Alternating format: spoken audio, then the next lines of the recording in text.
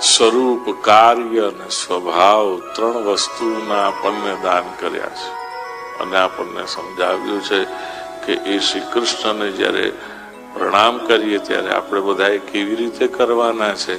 બોલે શ્રી કૃષ્ણાય વયમ નુમઃ. આમ તો શરત હોય તો એ પ્રેમ ન કહેવાય, પરંતુ અહીંયા આગળ આપણને એક સંકેત કરી દીધો સાવધ કરવા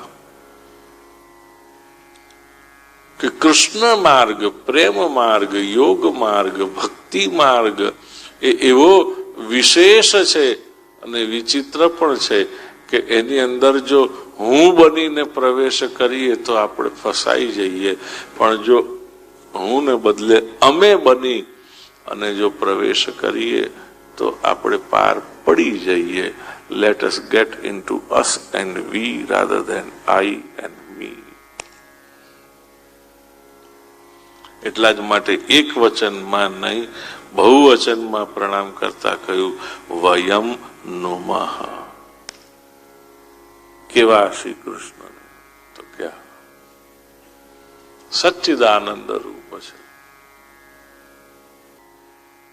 યાદ રહે તો યાદ રાખવા જેવું છે કે જો ભગવાન આટલી બધી કરુણા કરી શકે અને પોતાની જાતને આટલી બધી કેળવી અને વાળી શકતા હોય પ્રેમમાં, સમર્પણમાં, ભક્તિમાં, તો આપણે કેટલું કરવું જોઈએ?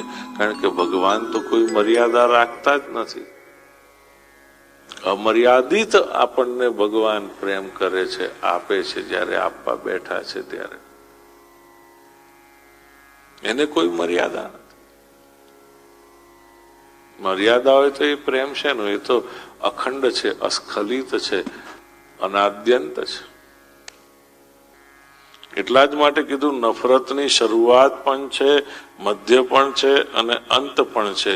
જ્યારે પ્રેમ એક એવું તત્વ છે કે જે અનાદ્યંત છે, આદિ પણ નથી, મધ્ય પણ નથી ને અંત પણ નથી. એવું જો કોઈ તત્વ હોય તો એ છે કેવલ અને કેવલ પ્રેમ.